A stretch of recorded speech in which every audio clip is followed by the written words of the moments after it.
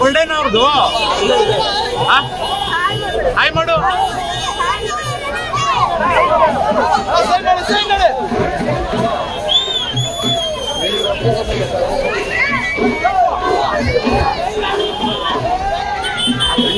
ನಾವು ನಮ್ಮ ವರ್ತೂರ್ ಸಂತೋಷ್ ಅಣ್ಣವ್ರಿಗೆ ನಾವು ವೋಟ್ ಮಾಡಿದ್ವಿ.